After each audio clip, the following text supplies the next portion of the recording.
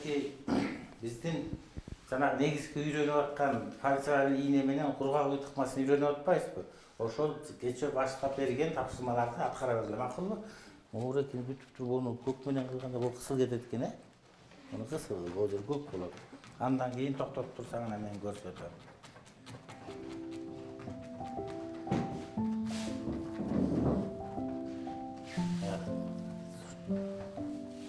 Ушунду алып туресиз, биринчи бул ушун кылып астын салсаң, сонда ушун кылып туруп эле. Арга жерден бирден сайсаң токтоп калат да. Сонда кетересиң. Анан бул бүткөндөн кийин агыш эме бар, агыш жүн бар, андан мында фон кылабыз. Бул кара сызыктарды көрсөтпө. Сиздики гүлдөр эмес беле, гүлдөрдү жасай бергиле. Андан кийин могун жасайсың. Сынган жокпу?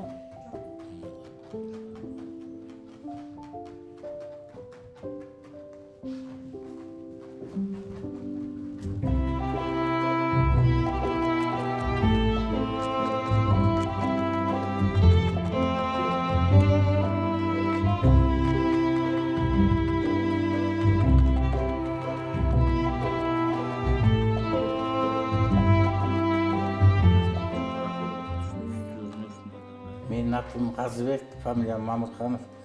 Мен Нарын шаарында 87-кесиптик лицейде иштейм. Биздин лицейде негизинен 7-8 кесипти үйрөтөт эртеңки келечектеги кесип ээлерин.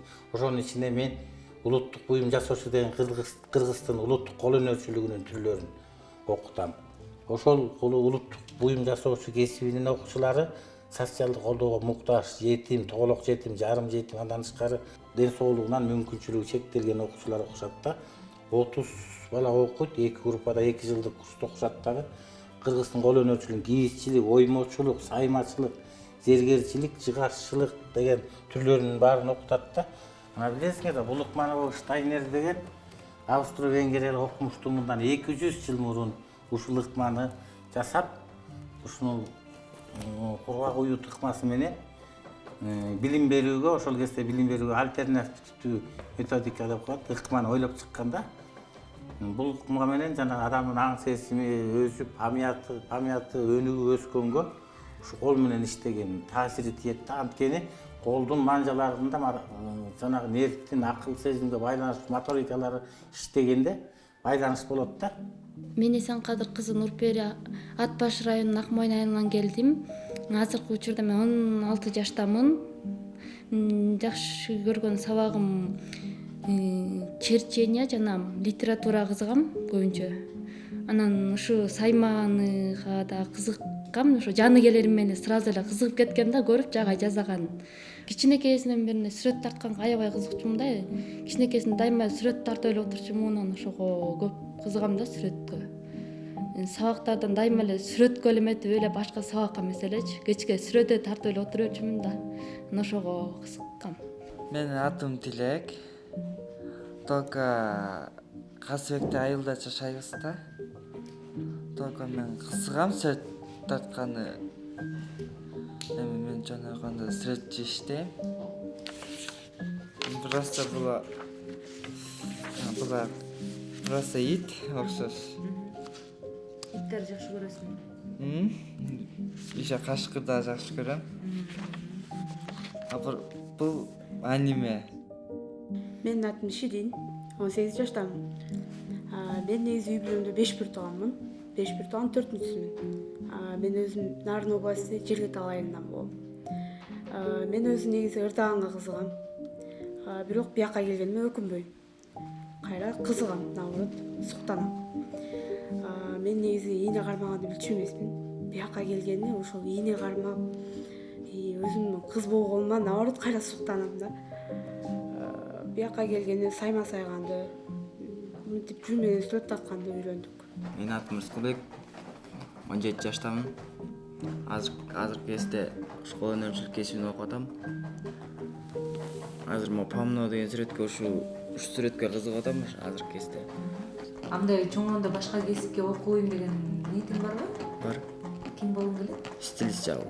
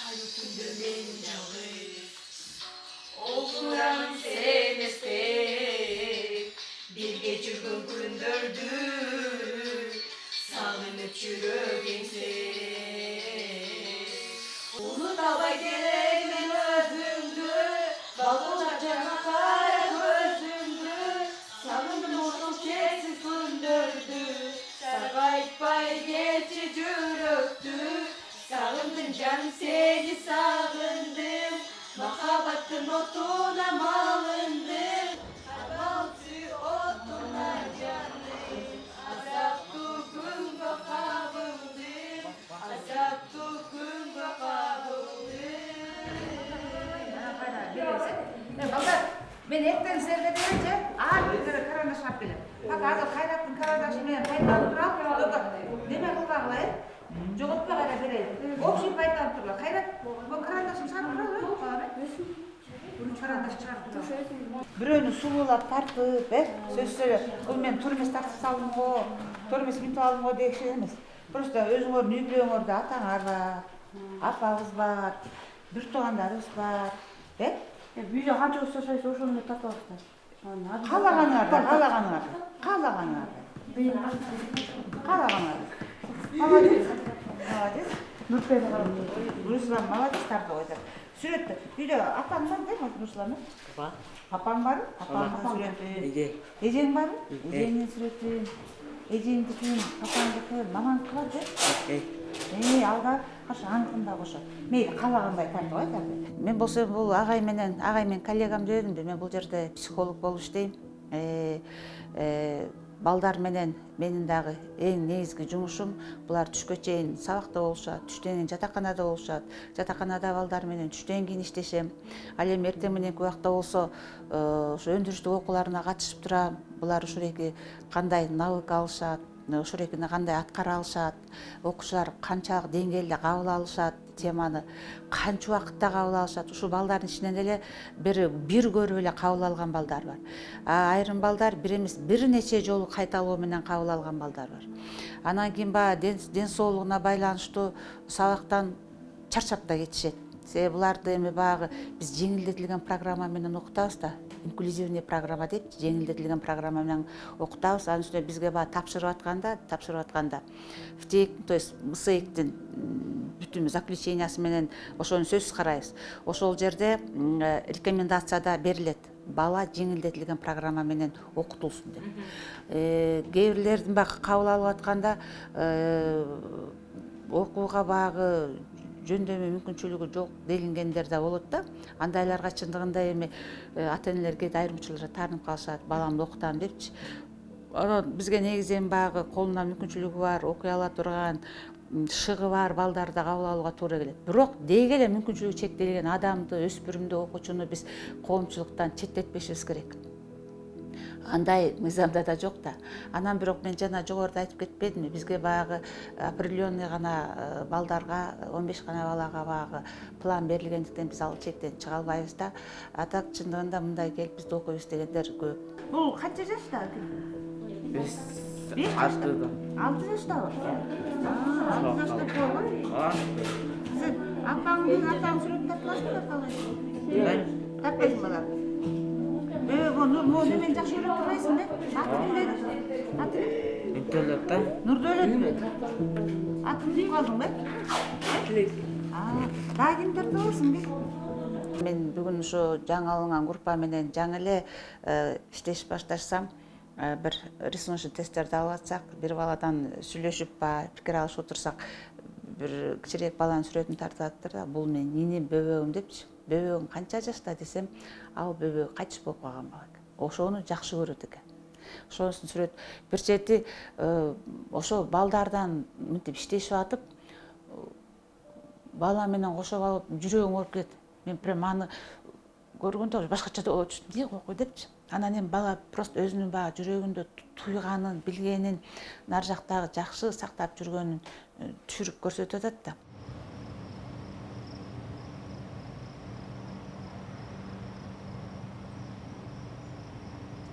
Желсен кыздарым бираттыр. Ora berke meçitten et koptur. Сізге парк жақын да ошон үчүн билим алып барышат. Ne onlar o? Барып ойнодук, прогулка кылдык. Секичиге түштүңбү? Я. Эмнени ойнодуң сен?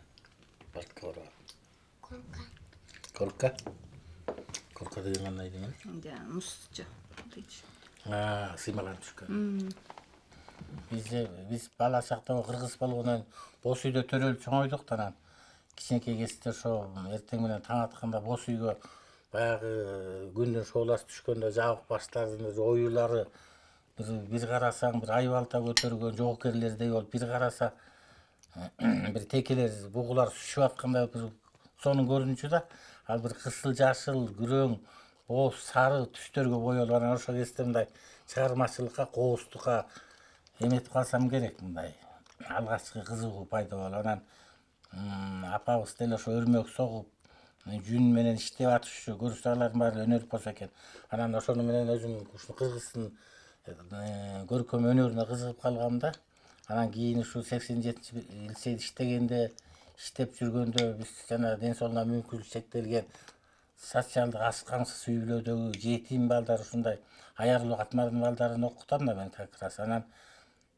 ошолор алар өскөчө балдардан айырмаланып ушундай кооздукка анан мээримге аябай эме болушат да.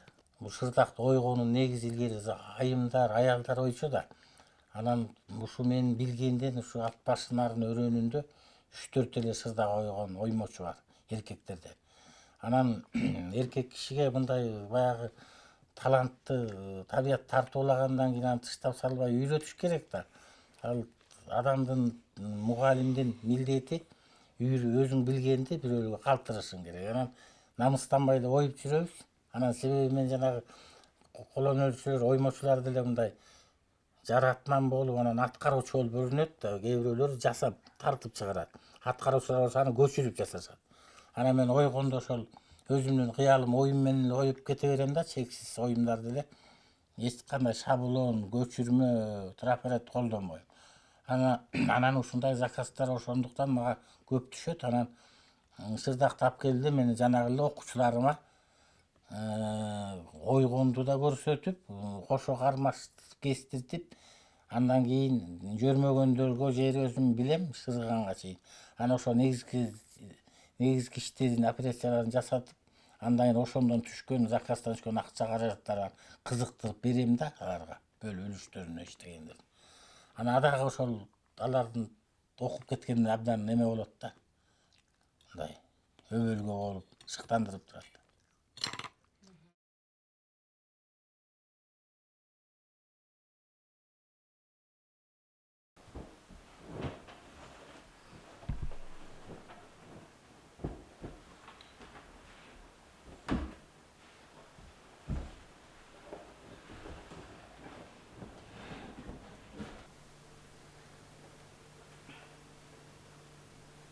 Болду.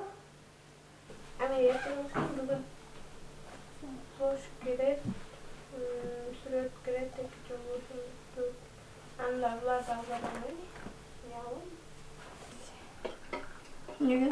Таппайм. Уну жакпай коюсуңбу? Берки. Сүрөттөн не тартып эле? Алма менен эмени тартып. Алмурут. Материал танытмана. Тигинде материал танып киргенде мында сүрөттөтүп кайсып мүмкүн сак.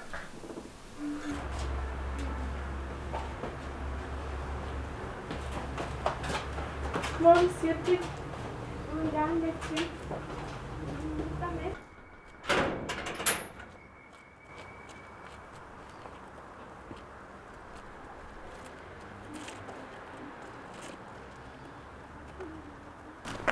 Beşinçinde de baktım sana. Beşinçinde sen beşinçinde çok iyi. Dördüncünde sen dördüncünde. Just one.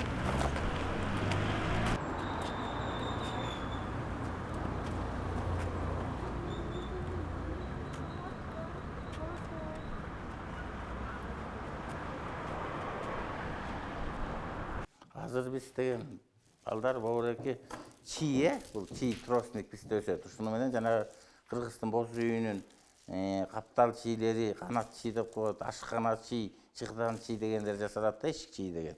Ошону токуган технологиясын көрсөтүп берем. Бобурек атайын боюлган чийлерди эскиси менен бул станокто мына токуп атпайбы?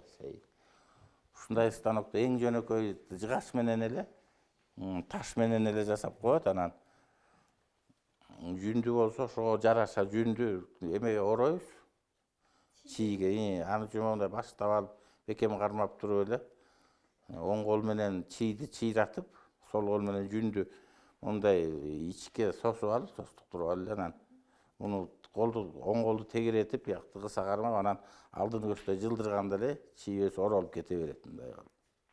Ушул чийлер азыркы учурда кыргыздар мал чарбасы менен кесип кылгандыктан жайлоолордо айыл жерлеринде мал көп да. Бир үй боз үйдүн чийи где-то 20-30 миң сомго чейин болот. Аны силер 2 бала отуруп токусаңар, бир 3 айга жетпей токуп койсоңор болот. Мынакей бул кыздар заказ алып алып, мына 2-нчи курстун кыздары уже ушундай иштерди жасай башташты.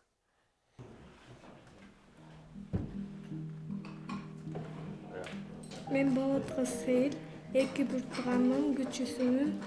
Эжем бул. Экөөбүз тең кол өнөрдү окуйбуз, эжем бүткөн.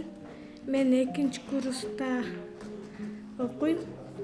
Агайдан көп нерселерди үйрөндүм. Мен Болот кыз Сезим, Нарын областында жашайм. 2 бир тууганмын. Үйдө ата-энем менен жашайм. Ошо кичинекесинен бери кол өнөрчүгө кызыгам.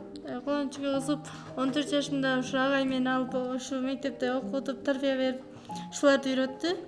Ушуларды атайын жасап, ийнени жана эмелерди агай кол менен бизге үйрөткөн.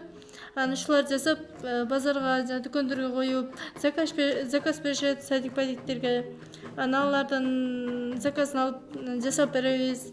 Дүкөн-бөкөндөргө коюп сатабыз. Арзандарын, кичикелерин 300 кылабыз, чоңторун 1000 сомдон өйдө кетип, ушундай жүндөн уютуп жасап үйрөнөбүз.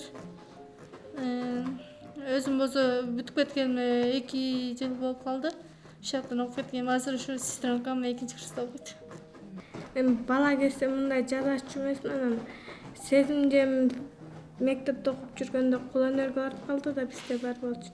Анан барып баягытан көп деле нерсе жазачу эмесмин, аны билчү да эмесмин. Бияка келип ушунун баарын үйрөнүп, үйдөн да жазап, оюма кайсы нерсе келсе ошону жазап, мындай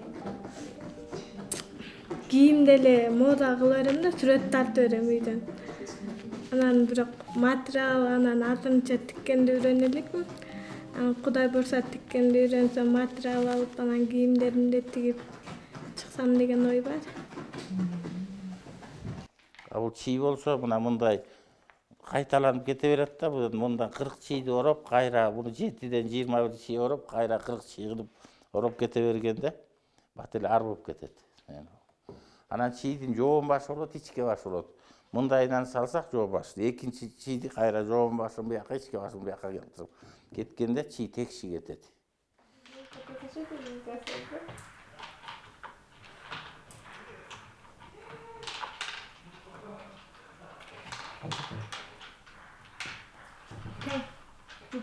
Аласың енді көріп өттік. Бияққа саласың. Не, ошондо мен кылабы, э? Енді мен өтіп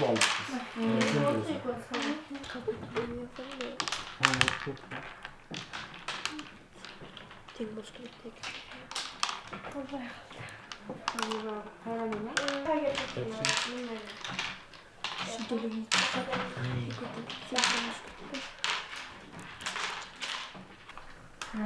Бияка. Бияка. Да катары кетип. Жок, бияктан аласың.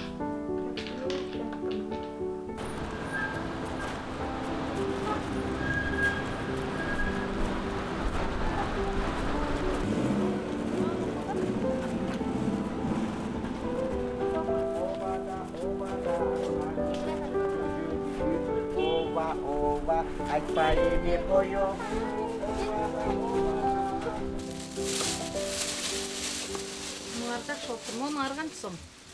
Канчадан бересиңер? 3төн. Аны Буларыңар да жакшы экен. Буларыңар да жакшы экен.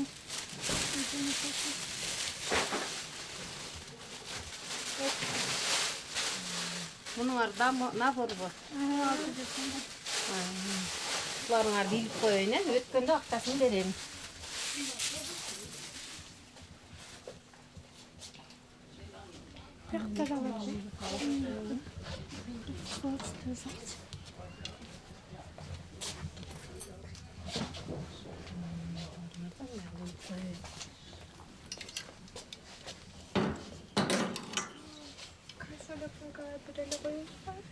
Буларыңар да илип коеюн,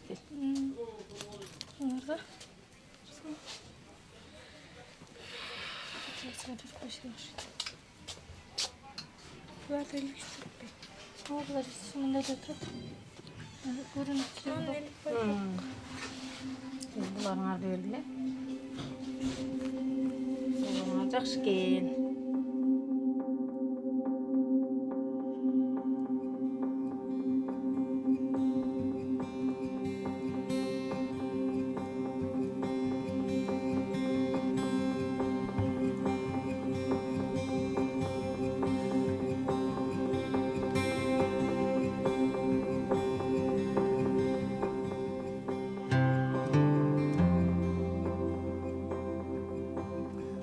Бул бош үй мындан бир 50 жыл мурун жасалганда, ошол кезде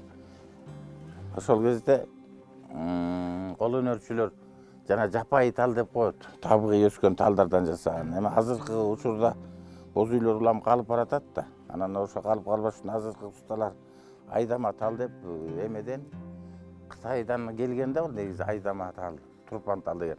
Бат өсүп, бат мындай эмеге жарап калат, уук кереге жасаганга. Ошондой менен жасап жүрүшөт. Анан мен ушу бул үйдү болсо ошол эски нукура үйлөр сакталып калсын деп, бул менин атам жасаган 70-60 жылдар жасалган болсо үй. Анан кайра жаңыртып атам да. Боореке ууктар дагы ошол. Анан күндү элестетет да бул кыскасы, күндү анда. Анан бул бош үйдүн эң эле эме мындай баалуу жери бул аалам менен байланышып турат да. Ичине жатканда сырттан дарыянын шоокун, суунун шары, куштардын үнү угулуп турат. Кечки күн ачыкта жылдыздар көрүнүп турат асмандан. Анан аябай таза болот. Анан бурчтар жок. Жана бурчтуу тамдарды жана бурчтарды терс энергиялары болот деп коет. Мында бурч жок да тегерек. Анан ушундай маанилери бар. Андан тышкары ол жерге салынган кийиштер жүндөн жасалганда жылаандар сойлоп кирбейт экен да. Жылаандардын боору кийишке тийгенде эле мындай эме болуп, мындай учкун болот. Андан тышкары тигинин кылдары жылаанын боору сескич болот экен да. Ошондон эле шарп бурулуп эле жолобойт да такыр кийиш турган жерге. Анан кыргыздар жайдыр, кыштыр илгери жайлоолордо жүрүшкөн да, ошолордо коркпой эле. Ал эми бул болсо сыртына төтөгө деп кийин пайдаланбай алган мындай оюну. Анан азыр биз жасап чыктык. Мында болсо кыргыз көчү деген эмени чагылдыртканда, мисалы могу төөнүн образы, төөдө ушу бош үйдү жүктөп кетип баратат көчү. Бул болсо артында куш салып ат менен кетип бараткан адам. Бул болсо кыргыздын жана жаратылышын чагылдырат. Биякта биздин тоолордо бугу, элик, кийик, аркары кулжа бар да. Бул болсо тайган. Буну аңчыны ээчип бараткан. Бул кыргыздар ушинтип көчүп баратканда жолдон аңчылык кылып, курсактарын тойгузуп, тамак аш кылышып, куш салып, бул эми өсүмдүк эле бул эле. Өсүмдүк ушунун баары эле кыргыздын жана орнаменти чагылдырылып эле орнамент негизинде кеткен да. Болбосо төө башкача болот да. Бул жерде төө оюу менен жасалат. Мында кыз болсо мындай шаңданып жакшы көчтү улап кетип баратат. Бул жерде элечек кийген энеси кетип баратат. Мына ушундай болуп эле чагылып, анан оюу менен кетет да. Анан бул ушу айлана бош үйгө тегерете. Айлана болгондо кыргыздын көчү токтобой, чексиз деп эле токтоп калбайт да, кайра эле айланып эле кете берет да. Караса анан биздин кыргызыбыздын көчү бу дагы төө мондай түндүк бул. Түндүктү бул төө арт жагын карап көч келатабы деп кетип барасат. Бул булут. Ушундай маанини түшүнүп кетет аягына чейин кайталанып. Андан тышкары боореки шырдак 40 баш боз үй бар. Муну дагы ушу жана окуучуларга тигип чечкенге ылайыктап жасаган. Ушул кийиштерди элдин дагы артыкчылыгы жана илгери көчмөн турмушта жана айтпадымбы жана жылаандар бетинен сойлогот деп. Андан тышкары ушул нукура жүндөн кылдан жасалган нерсени илгери жоокерлер талаалап көчүп конуп жүргөн кезде талаага конгон кезде жатканда эр токумун алып жастанып атын кое берип койгон арканды тегерете таштап койгондо андан жанагы курт кумурскалар бөйөн чаяндар жылаандар өткөн эмес да тынч укташкан.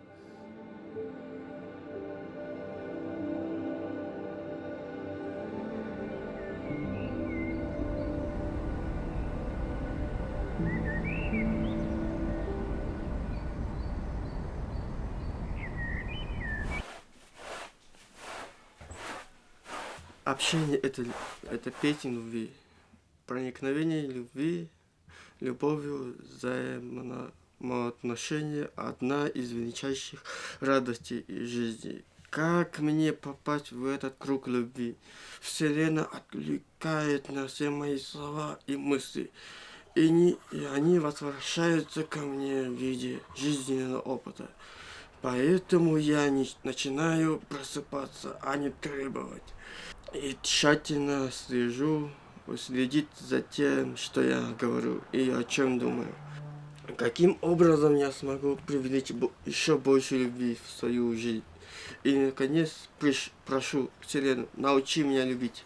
Я в мире со всей жизнью на земле. Я открываю мое сердце всем людям. Я думаю, что нам пора преодолеть ограничения нашего мышления и развить себе космический взгляд на жизнь для сообщества человеческих существ на планете Земля. Открываются сейчас невиданные прежде возможности.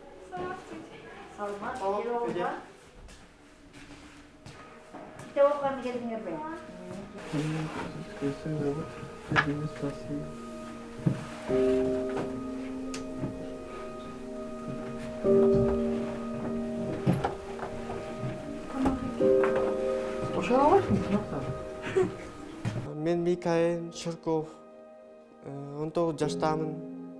Китептерден разные виды да. Например, Warcraft или Вселенная энергия, или позитивное мышление, инь и янь, книга такая есть. И чтобы гармония была духовно и развитие. Надо больше общаться, но только я не умею так делать. Вот ага, я пытаюсь учиться, пытаюсь разговаривать с другими. Бияқта ине саятамын, өлөсөмүн Купидон жазын кетет менчи. Ошончо агайды суаткам, Купидон жазаса болобу, агай уба деди. Агай акча бердим. Агай материал алып келди, сому материал, өлөсөм кенчинен каа көсөс ак. Ошон үчүн агай мага материал берди. И материал менен Купидон жазан келген вдохновение чыкты да мендечи. Агайда сразу айттым да. Мамамчы айтаткан да, мынтипчи, папам менен муну озерден чоо келген дачы. Узунчо как будто как-то сплетились, как будто судьба все сплетились. Ошон үчүн сразу вдохновение чыкты да ошондочу. Мамам болсо Россияда, папам болсо Бишкекте. Мамам болсо недече Россияда иштегенге баштаган үчүн кетти да, акча алганчы. Машина алайын деген папамчы, папам да иштеп баштады ушинтип. Ошон үчүн иштеп атат ушинтип, время жок болуп атпайбы, ошо Бишкекке кеңип, семья менен чогуп, сүйлөшүп. Биз кантип DJ болуп калдык? Кадимкидей кичине кезде мен кызгам. Кичине кезде мен кызгам. Жакта Изат деген майкор болчу, бул бүтүп кетип калды. Ошонун жанына жүрүп жүргөм. Кнопка баскан бүтүнөсү. Менчи потто барабан ойногон кетет да ошон үчүн. Барабан жок бизде. Барабан ким ойнойт? Только аппаратура, музыкалык колонка. Таштырып, музыка коюп берем, казыр да жок. Барабан менен кылсак болобу ушундай.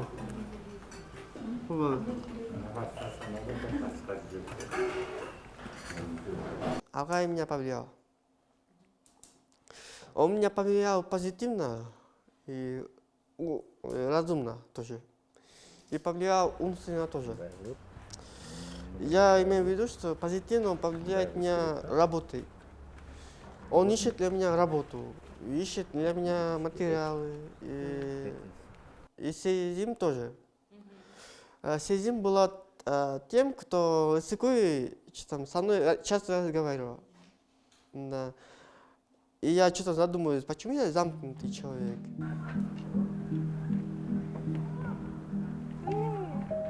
А потом я мынт қойды, бәрі мынт қояды. Жоқ, сен нарық Тоқтатып қойсаң, ушун бар. Екі уақыт қайда? шығарайын. Кішкене алып келді.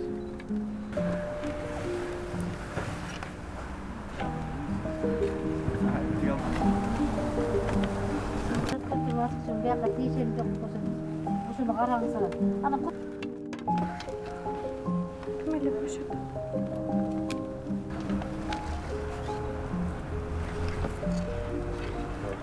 Бывает это, ну.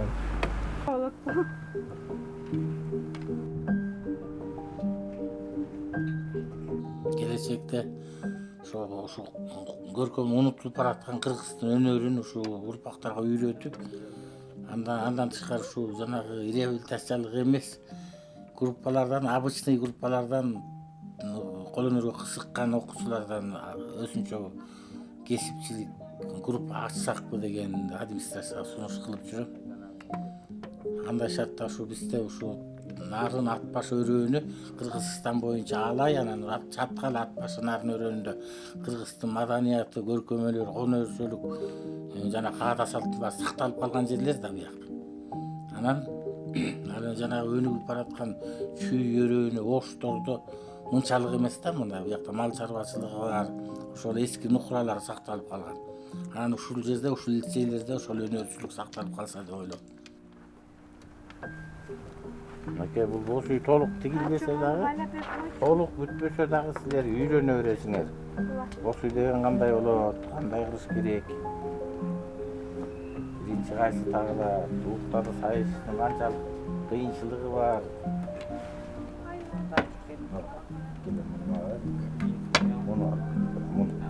Мен жасап аткан керек. Кетпесе айдан аны түтпөй. Береле ман жаққа кетіп қойсын. Тілекмат беріп қойшы. Жетті ме олда? Жетпеген ол. Жетті. Кім түтіліп? Түтілер жағы бар қайда. Жарымы ғана. Қайда түшіп. Жарымы шықпайды ғой. Жарым бар böyle. Bize ne oldu? Ondan bozu çoğun kaldı. Şöyle neme oldu? Ay.